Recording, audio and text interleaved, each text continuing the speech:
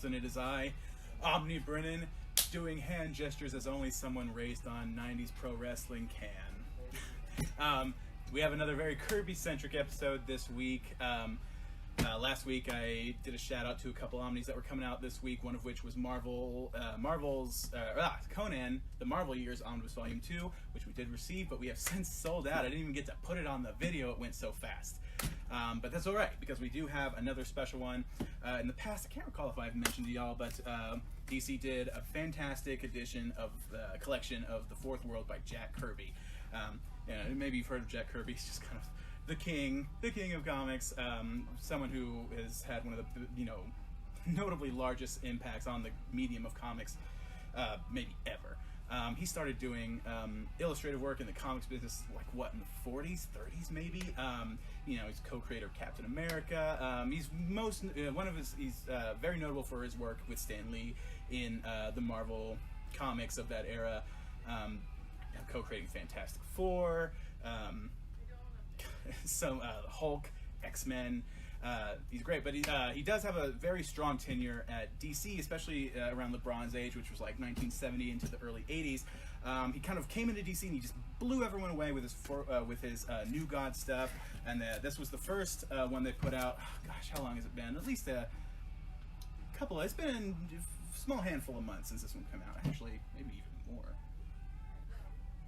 December, maybe? Goodness. Anyways, so this one this one's specifically a collection of the Fourth World stuff. So you get some really great titles here. Some of the weird stuff with Superman's pal Jimmy Olsen, one of the first titles that he jumped onto when he went to DC. You got to really explore some of the weirdness that encompassed that series. It also includes the New Gods, the Forever People, and Mr. Miracle. As well as the Hunger Dogs.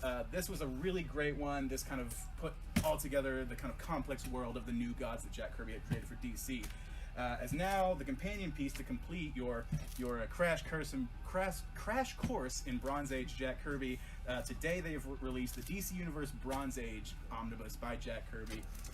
This is kind of all the kind of short series stuff that surrounded his New God stuff once he kind of returned to DC later on.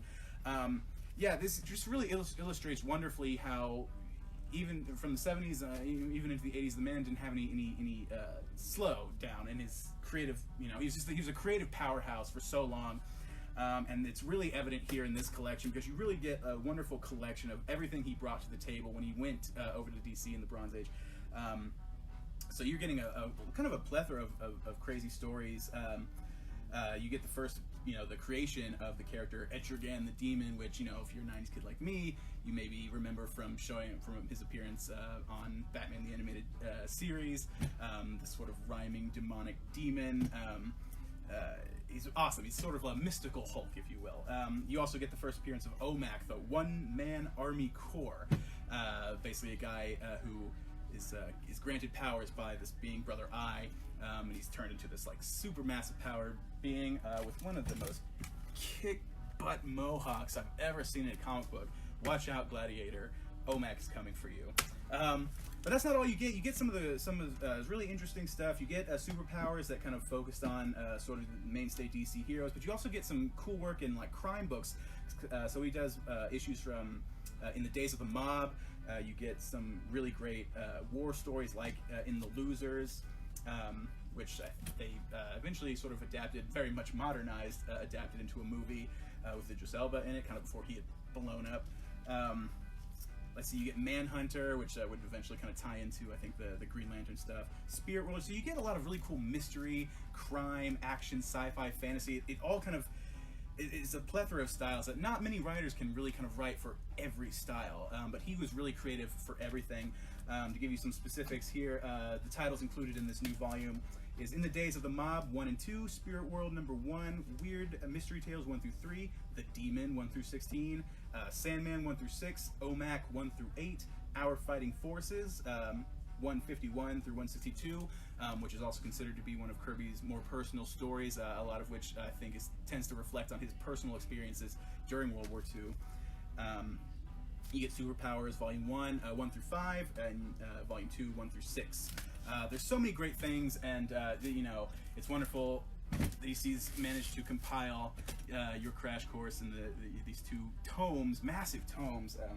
Let's see, each one sports a $150 cover price, which of course we knock our 10% off, and it's not too hard to see why, because they are bricks. Now a lot of these stories, like the Demon, the New Gods, have been given complete collections in thick paperback editions, so if these massive tomes are a little too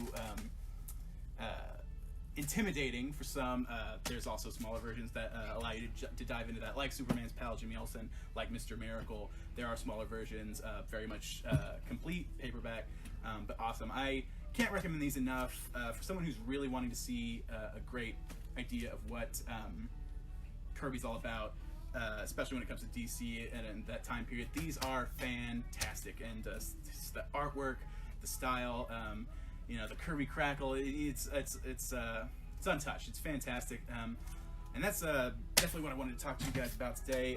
We got some stuff coming up soon.